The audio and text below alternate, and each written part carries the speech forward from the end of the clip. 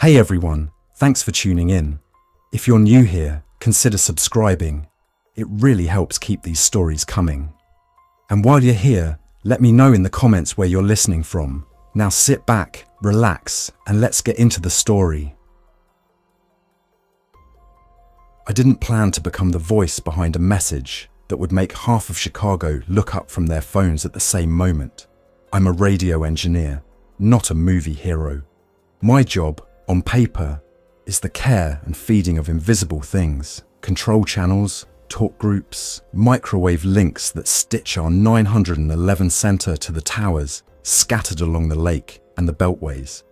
I babysit antennas and spreadsheets, but the night we pushed the first citywide warning, the night we admitted out loud that the city itself wasn't safe, I had both hands on the console and a headset biting into my temples, waiting for the green transmit indicator to stop blinking. The first call that felt wrong came in at 1812, right after shift change. The dispatcher flagged it on my console as altered mental status, aggressive. That happens. A call taker sounded calm in my ear, asking a woman in Logan Square to keep the door locked, her voice going thin around the edges as the caller described a stranger pacing in slow circles in the courtyard, tapping his forehead against the glass every few seconds like a metronome. Our EMS supervisor rolled a unit, and I watched the AVL vehicle dot crawl down Milwaukee Avenue, weaving between stalled traffic near the Blue Line. By 1840, there were 6 more calls like that. River West, Douglas, Edgewater, Lincoln Square, a cluster that didn't look random when you laid it over the map.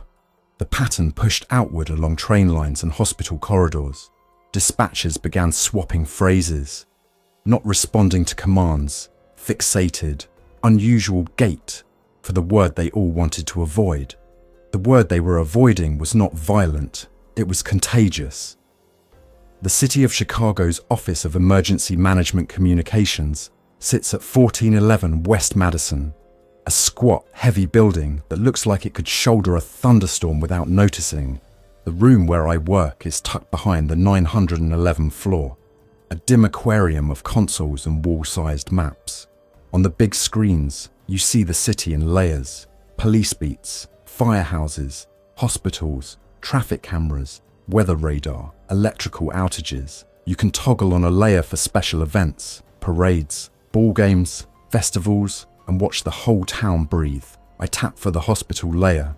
ER status indicators rolled from green to yellow to red, then stuck on divert for 2 centers along the north side, faster than I'd ever seen during a storm. "Mark," Eileen said, stepping into our pocket of blue light with her tablet.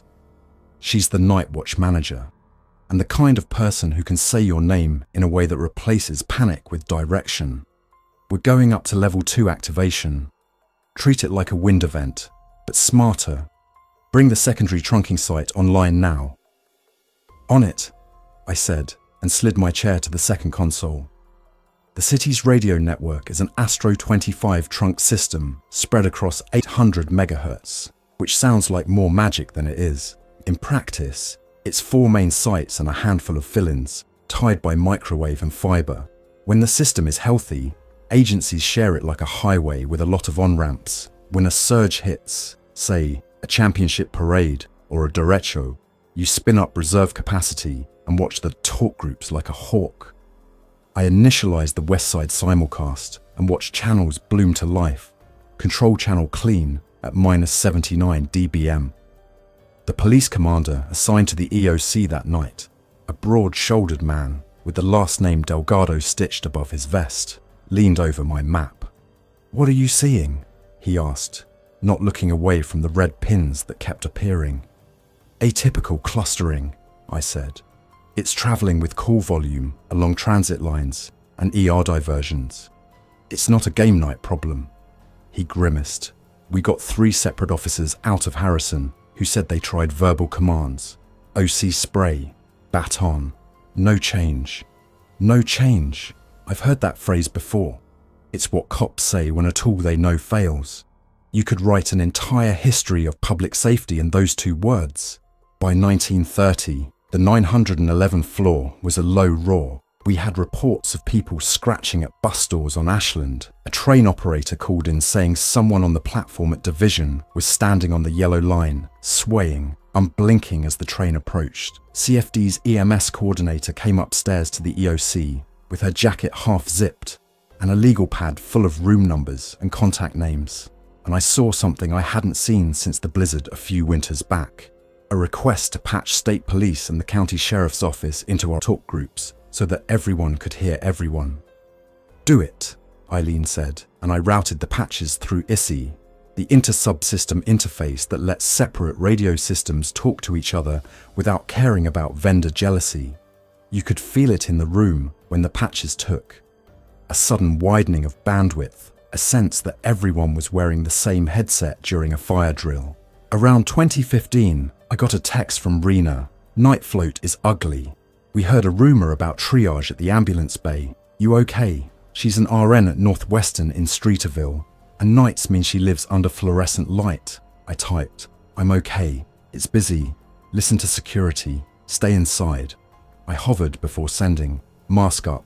N95 if you can." I hit send and told myself it was about general hospital precautions. It wasn't. Eileen returned to our island with the duty phone to her ear. "IPAWS," she mouthed. I felt my stomach drop. IPAWS, the Integrated Public Alert and Warning System, is how you send wireless emergency alerts to every phone in a polygon. It's how you blow across the city like a storm siren without making a sound. There are templates for weather, for missing persons, for shelter in place, but almost none for what we were seeing now. She hung up and put the phone on the console between us. "State says they can authorize messages as needed," she said. "They're waiting on our language." "We don't say the Z word," the public information officer said without looking up from her laptop. She wears a blazer no matter the hour and has learned how to move her mouth like a friendly hinge while typing at speed. "We use aggressive infection with behavioral changes. We ask people to remain indoors. We emphasize not approaching people who appear ill or disoriented." Delgado rubbed a hand over his jaw. "We need to tell them to avoid contact with bodily..." He stopped, shook his head. "We need to be plain." "We can be plain without being graphic," Eileen said. Then to me, "Can you draft text? Keep it under 360 characters. Geo it to the city limits. We can expand if needed." I brought the IPAWS client up on my screen. A clean white form asking for a message, a WEA category, a certainty rating. The keyboard felt like it had grown heavier. I typed, "Public Safety Alert Chicago. City services are responding to a fast-moving medical emergency causing aggressive behavior in some individuals. Remain indoors. Lock doors. Do not approach anyone acting disoriented or violent. Call 911 for emergencies only. Updates at local media and city websites." I hesitated, then added, "If you are in a public place, move to a secure indoor location now." "Run it," Eileen said. The public information officer read it quickly, refused to look at me when she said, "Approved," and kept typing a longer version for the city website. Delgado stared at the map, where a new batch of calls erupted around the brown line. "Push it," he said quietly. I sent the packet. The client showed a tiny spinner as the message moved from our console to the state aggregator to the carriers. Then the spinner stopped. "Delivered," the screen told me, like a friend trying to keep things light. I took my headset off and set it on the desk like it could break. In the 911 center below, 1,000 phones buzzed over 1,000 consoles as every call taker got the same alert as the city. For a few minutes, the calls slowed. WEA works like a hand on someone's shoulder. It doesn't fix a problem, but it makes people hesitate. They go home instead of going out for one last errand. They call a neighbor.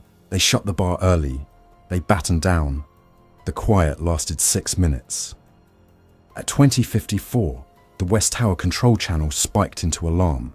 In plain English, one of our primary radio sites dropped. The thing that binds the city's radios into a single voice had winked out.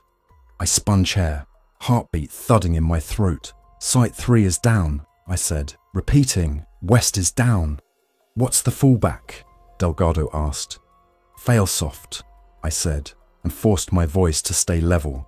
Each radio goes to a pre-programmed frequency and acts like it's 1995 again. It's not elegant, but it passes voice. I'll bring up the north sight to balance traffic. I pulled up the system controller, triggered fail-soft on the affected talk groups, and watched the voice channels settle into their old skins. We drilled this, but never in tandem with a city full of people trying to decide whether to run or stay still. Within the next hour, traffic cameras along the red line flickered and froze. A caller described people walking along the tracks between stations, hands out, eyes pale in the glare. An EMS crew reported a collision. Someone had stepped off a platform without looking, like a child walking into a fountain. The words contagious encephalitis appeared in a hospital note on our ER status screen and vanished again minutes later. At 22:10, Rena messaged again. We have security at doors, 2 guards. My charge nurse says PD told them to lock down. I'm in PACU with 6 others. We can hear something in the stairwell, like tapping. My hands slept on the console. I'm coming for you. I typed before I could talk myself out of it. I added, stay where you are. Don't open those doors unless it's your security chief and you can see her face. Eileen read the look on mine. Go, she said. Take a city unit. Take a radio. If you can't make it back inside of 2 hours, be smart. You know the lakeshore better than anyone here. You'll need someone to keep eyepaws warm, I said. I'll keep it warm, she said. Just go get her. Delgado met me in the garage with a set of keys and a vest with OEMC on the back. Use the Ford Explorer, he said. Lights only if you need them. Don't try Lower Wacker. Folks will think it's a safe shortcut, and then they'll all park in it, like it's a basement. You get stuck down there, you're a fish in a barrel. I'll take Randolph East and then Michigan, I said automatically. If it's jammed, I'll ditch and run the last blocks. Take this. He handed me a plain metal flashlight, the kind with a head you could unscrew into a lantern, and a short pry bar. We can solve most problems without something that makes noise. Thanks, I said. Quiet felt like a plan. The city on the way out was a study in nervous preparation. Lock boxes clicked on shop fronts. A man helped a woman lower a bicycle off a balcony with a rope. 2 kids held up a cardboard sign in a condo window that said "Stay home" in rainbow marker. I kept the lights dark and drove as if the streets were covered in ice. No sudden moves, nothing to draw attention. Near State Street, a CTA bus sat nose down in the curb lane, with its hazard lights performing their metronome. Through its glass, I saw a driver sitting still, hands on the wheel, looking straight ahead at a reflection of himself. This wasn't a storm, I thought. This was a tuning fork held against the city's bone. At Michigan and Huron, I parked half up on the sidewalk, locked the vehicle, and joined a small stream of hospital staff flowing inward. Security had eyes on every badge and wrote down names in a spiral notebook. Electronic guest logs had died when some internal VLAN went sideways. A guard I recognized, Antonio, a big guy who liked to talk about the Bears, gave me a chin tuck that meant we were both pretending this was normal. He didn't comment on the OEMC vest. He didn't have to. Rena was with 3 nurses in a PACU bay, a dark room made soft by surgical curtains, the steady punctuation of battery-backed-up monitors keeping time. She wore an N95 and her favorite purple scrub cap with little stars. The relief in her eyes was louder than anything in the hallway, and I felt the last normal thing in me crack like ice in a glass. We can't evacuate, she said into my vest. Admin says stay, but one of our elevators stopped at 7, and then the doors just didn't for a while. Security had to wedge them with stretcher. I don't like what I'm hearing on the stairwells. We can't evacuate the whole building, I said, but you and I can move. I turned to the other nurses. If you stay, do it in groups. Put desks against inside doors. Use the ones with solid cores. Keep the stairs secure. Don't be alone. I passed the flashlight to the smallest nurse, a woman whose badge read M. Toma, RN. Screw off the head, and it becomes a lantern. Keep it low. Dim light draws less attention than bright light. Rena had her go bag, 2 batteries for her phone, a bottle of water, protein bars, a little zip bag with a photo strip of us from Navy Pier from another lifetime. I touched her shoulder. "We're taking the lakefront trail," I said. "Divvy bikes if we can get them. Harbour unit says Montrose Harbor is staging people, Coast Guard presence, CPD and CFD together. Broadway Armory is an established shelter. They know how to do it. It's clean, bathrooms, kitchen, gym floor. We get there. You can help." "You're talking like the city is going to freeze in place," she said. "For a while," I said. "Sometimes freezing is safer than motion." We left through a back entrance near the loading dock to avoid the cluster at the main doors. The stairwell smelled like rubber and hospital coffee and wrong.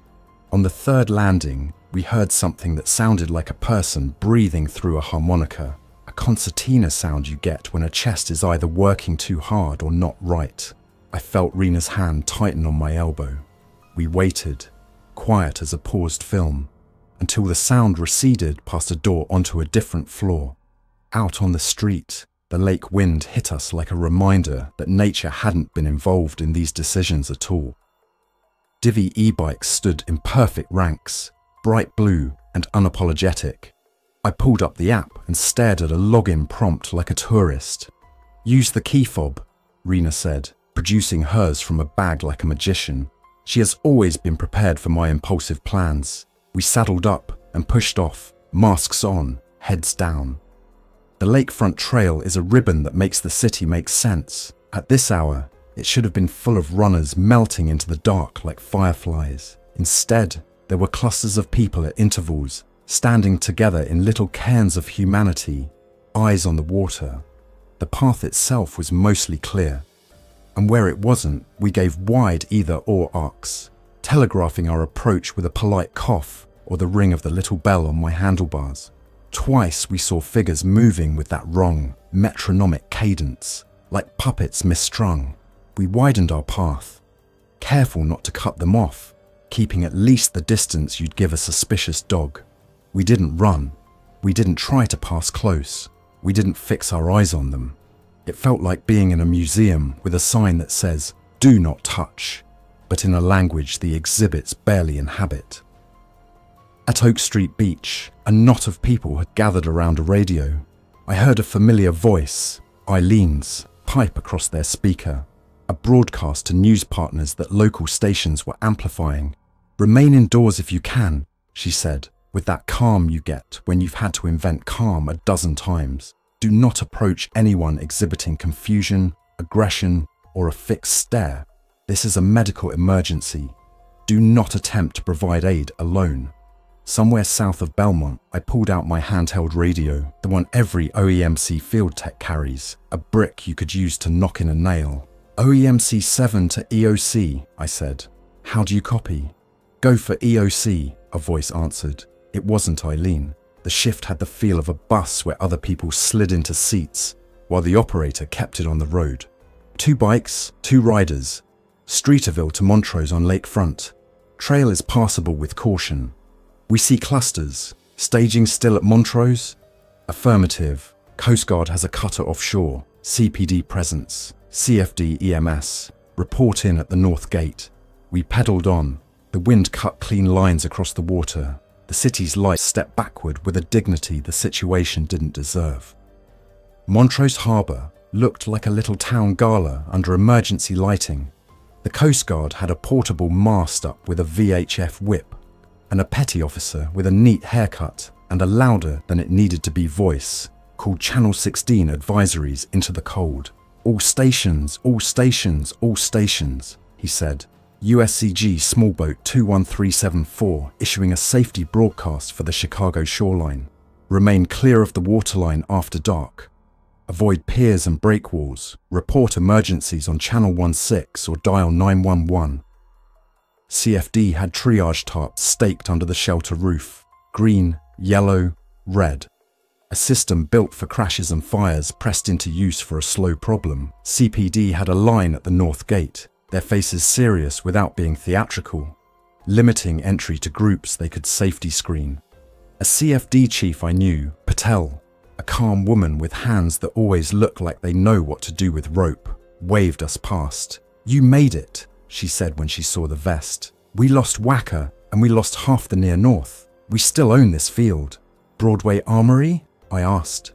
"Open," she said. "Park District and the Red Cross are working together. We've got volunteer lists. We've got food that was supposed to be for a baseball tournament." She tilted her head toward the concession stand. The smell of hot dogs made my mind buckle in relief and grief at the same time. Rena nodded, already sliding into a role. "Where can I help?" she asked. "Inside Green Zone," Patel said. "We have families with anxiety and folks with mobility issues who couldn't make the walk without help. No trauma." She looked at me. "We could use a comms bubble. If your little backpack of magic can make a repeater sing, now's the time." I had a Kevlar backpack with a portable repeater in it, the kind of thing you stage at marathons in case a tower goes sideways. It's a little metal lunchbox with a brain and 2 antennas. One to shout, one to listen. I pulled it out, found a clean spot on a table under the shelter, and wired it to a generator with a soft purr. "I'll throw a simplex in there we can all use if the big set dies again," I said. "You can hand out a dozen bubble packs and still be on the same page." "Do it," she said. "Your page is my favorite page." Putting up a repeater in the middle of a field is a joke we tell ourselves, that technology can make something solid out of air. The truth is, it helps. It gives the harbour a voice that carries around corners. I pulled a length of paracord from my bag, tossed it over a light pole like I'd practiced 100 times, and hoisted the stubby antenna up into the kinder air. The signal indicator went from 2 bars to 5. Rena squeezed my shoulder and went where the work was. I wanted to stay. I wanted to keep my hands busy until the night decided what it wanted to be. But Eileen's voice in my head said, "We need you sending messages." The city needed someone inside the machine who knew how to pull words like levers. "I have to get back," I said to Rena. "We're going to need a second alert. People who left work late won't have seen the first one. Some people will ignore it unless it repeats. Some people need clarity. If we can lock down the message language..." "I know," she said, serious. "Go do the thing you do." We're married in all but ceremony. It shows in the way we trust the other person to come back, even when there's no reason they should. I borrowed a Park District van to get to Broadway Armory. "We're using everything with wheels," the supervisor said without apology, and then hitched a ride with a CPD wagon rolling back south. The city at midnight felt like a theatre after the show. Lights up, scenery real in a way it hadn't been before. On Broadway near Foster, a woman in a white bathrobe pointed a phone at the sky as if the night had texted her something she needed to save. At Irving Park, a car sat with its trunk open, full of bottled water and boxes of cereal. A sign taped to the bumper, "Take one." It gave me spine at a time my spine could have failed. At 14:11, West Madison, I swiped in, past the security desk, and felt my heart rate change the way it did when we came in during storms. The hush of a place built to run correctly under duress. The EOC had thinned. Eileen looked like she had spent 3 lives in the last 2 hours, but wore it well. The public information officer had a slack power cable in one hand and a grim smile that said she and the internet were no longer friends. Delgado had a coffee in a paper cup and a radio with a little green light blinking at him like it had something to confess. "Back," I said, and slid into the console chair. "Trail is passable northbound. Harbour is stable." "We need a second WEA," Eileen said, as if we'd paused a conversation instead of the world. "Language is a knot. Plain talk versus panic. The mayor's office wants it to sound like we're firm but not frightening." "We can't lie," I said. "People spotted that an hour ago." "Plain talk," Delgado said, tired but clear. I looked at the message field. The first alert had said, "Remain indoors, secure doors, don't approach the confused or violent." This one had to acknowledge that the situation was citywide and ongoing, that some people would have to move to get somewhere safer, that not everyone could stay in place. It had to be bilingual, English and Spanish at minimum. It had to fit in 360 characters and speak like a human. I typed, "Public safety alert, Chicago, Citywide medical emergency causing sudden aggressive behavior. Stay inside if safe to do so. Lock doors, windows. Avoid contact with anyone acting confused or violent. If you must travel, move in daylight, stay with others, and avoid crowds. Updates. Local TV, radio. Llame al 911 solo para emergencias. I read it once, twice. I didn't use the word zombie. I didn't even use the word infection. People knew. We just had to make sure the people who didn't want to know could still behave like they did. The public information officer glanced over and nodded, her eyes tired in a way that said she saw the whole city, and it was too much to see, and she'd do it anyway. Push it, Eileen said, and I did. The alert went, and the system did its quiet job. A second wave of phones buzzed in pockets, on nightstands, on the floorboards of cars pulled onto the shoulder. In the 911 centre below, you could feel the calls bend. Fewer panicked ones pouring out of bars and ball games. More people with medication questions. Fewer folks describing weird guy tapping glass. More, we're inside, and we heard footsteps in the hall. The city's heartbeat slowed, which is sometimes the same as getting stronger. At 1:32, the state cache of PPE arrived. Crates of masks and gloves in a truck that smelled like a clean closet. At 2:03, a water main break took out pressure on a stretch of the South Loop, and the fire guys pivoted in one movement to solve a 150-year-old problem, because even in a disaster, the city just wants what it's always wanted: someone to turn the wrench in the right direction. Around that time, a ham radio operator called me on 146.52 simplex under the call sign W9EVN and said he had eyes on a block in Avondale where 3 families had moved to a building roof and were waving flashlights in rhythm. "We have no phone," he said. "We have mums and a baby. We have crackers." I patched him to the district dispatcher via phone and a not entirely standard cable I keep in a pouch. And 10 minutes later, someone with a key had walked those families down the safest stair in the property management history. "What else can we tell them?" Eileen asked me close to dawn. From the windows that look west toward United Centre, the sky had begun to go a colour I only see after long nights at this desk. The kind of grey that owes nothing to the lake. "We can tell them morning is safer than evening," I said. "We can tell them to move with intent and not on impulse. We can tell them to fill their bathtubs because water pressure might get weird. We can tell them to check on neighbours through a door, not in person. We can tell them that if someone knocks and won't speak, that's not a good knock to answer." "We can't say that," she said, a reflex so well worn it was like muscle memory. "We can say it gently," I said. "Words don't have to be sharp to be true." We wrote a set of safety cards for the website and for the TV crawl, the kind of common sense that feels like prophecy when you need it. We told people to temper light at night, to use blankets to block interior windows if they felt watched. We told them to pick a simple signal with friends, 3 knocks, then a pause, then 1, so they could tell a familiar hand from a stranger. We told them to let voices, not shapes, drive decisions. We told them to find their batteries and to put a piece of tape over the little LED on a radio if they used it for company, because in the dark, a tiny green light is an invitation. I took the handheld into a side room where the fluorescent lights buzzed like distant insects and dialed up a repeater we use for city volunteer nets. "This is OEMC7, Mark," I said into the microphone. "I'm establishing a community channel for neighbourhood check-ins at the top of the hour. If you're licensed, join in. If you're not, listen. If you need to transmit in an emergency, do so. We'll sort out the paperwork later." Within a minute, voices filled the room.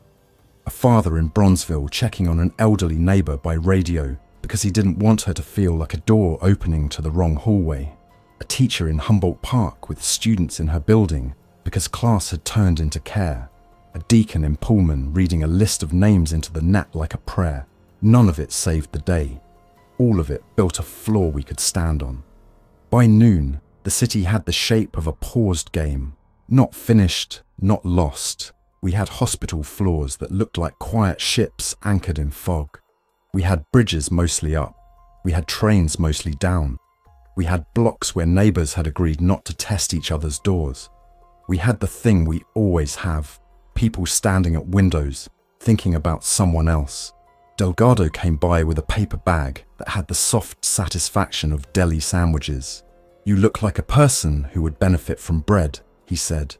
"I am bread's target demographic," I said, and for a second, the room was a place where humor hadn't been taxed too heavily to serve. He leaned on the console and watched the incident log thrumming with little grey boxes that expanded to show the worry of a city. "You think we'll have to use the word?" he asked. He didn't say which word. He didn't have to. I looked at the room, at the list of messages we'd sent, at the stack of drafted phrases, at the lines of code that push letters into the air. "We already have, just in a different language," I said. "We said, don't approach, don't stare back, don't believe someone is themselves because they look like them. We said, the city is not safe. That's the word, in a way that matters." He nodded, as if a hinge had found a new home. "Then keep saying it in words that people can hold," he said. I messaged Rena and got back a photo. A small toddler napping on a gym mat under a line of Park District banners. Her mother reading a book beside her, like the world had agreed on a truce for nap time. Rena wrote, "We're okay. We're teaching people to pace their water, to keep the bathroom lit and the hallway dark, to do check-ins by voice. A Coast Guard petty officer taught the shelter kids how to tie a square knot. People clap whenever someone figures out a thing that used to be obvious." The second night arrived early. Cities do that when conserving power, even if the outages are more rumor than policy. We drafted a third alert. It wasn't a WEA. It was for radio and television. A script in 2 columns, English on the left and Spanish on the right, to be read by anyone who needed to do it. We called it First Night Guidance. It said the same thing that good parents say to children during storms. Very little, very clearly, often. By midnight, the Riverwalk was as empty as I've seen it. A street sweeper moved slowly through the West Loop, its brushes whispering like a secret. Once, the system controller hiccuped and our patch talk groups went quiet. I told my hands not to shake, nudged a setting, and the city's voices came back like an orchestra finding the same key after a moment of doubt. Somewhere in that space between midnight and morning, when nerves have filed down and you can hear your own pulse again, I opened a blank window on the console, just a window, not a message, and typed a phrase I'd been hearing in my head all night. First zombie warning, the city is not safe. I didn't send it. We never would, not like that. But it lived there on my screen as a note to myself, a label for the thing we had done. We had told the truth in the language people would accept. We had asked them to change shape quickly without breaking. We had said out loud that daylight is smarter than midnight, that a closed door is a bridge to morning, that you should trust a voice you know and a name you recognize, and your own good sense over 1,000 conflicting impulses. Dawn came gentle on the third day. We called it third because the hours had lost their corners, but someone needed to keep count. At Broadway Armory, Rena did a video call with me using the shelter's Wi-Fi and a borrowed tablet, because no matter what else happens, someone in an emergency knows the password to something. She panned the camera across a room of people and then back to her face.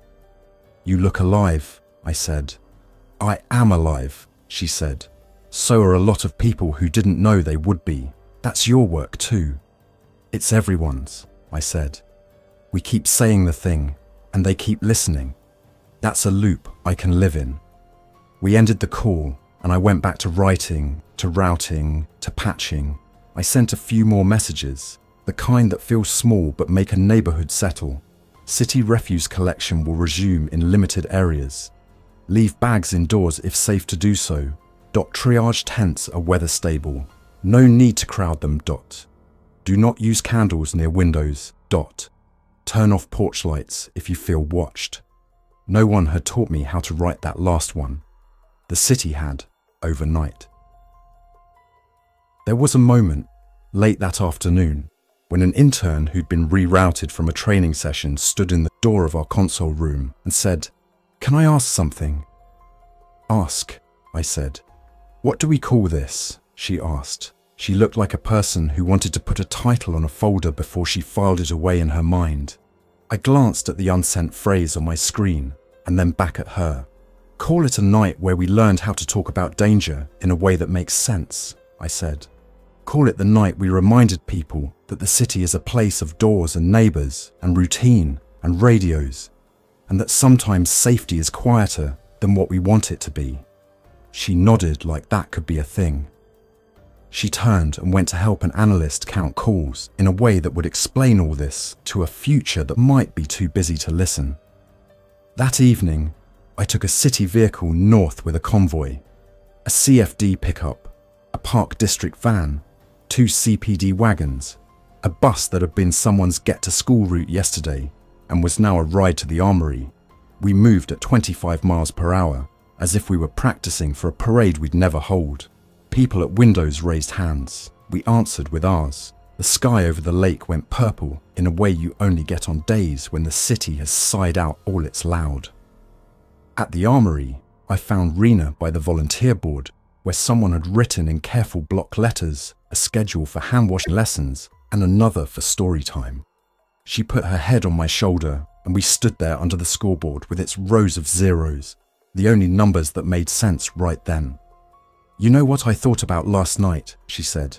"When the phones buzzed, I thought, someone wrote that on purpose. It wasn't a robot. It was a person who chose verbs and commas."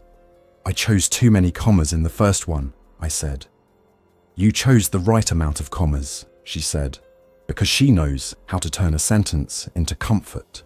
We walked through the gym and into a hallway that smelled like floor wax and cinnamon. In a storage room, a custodian had stacked folding chairs with the care of a craftsman and labelled the shelves with blue painter's tape, extra lights, paper towels, batteries. The labels made me want to applaud.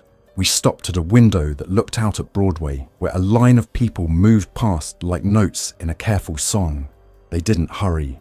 They moved like they were reading and had turned down the corner of the page to find their place again later. Later, if you can call any hour later, when days feel like one long word, we gathered at Montrose again. The Coast Guard cutter rolled gently in the chop. The petty officer had a new set of lines that made more sense than the last set, because the city had told him what it needed.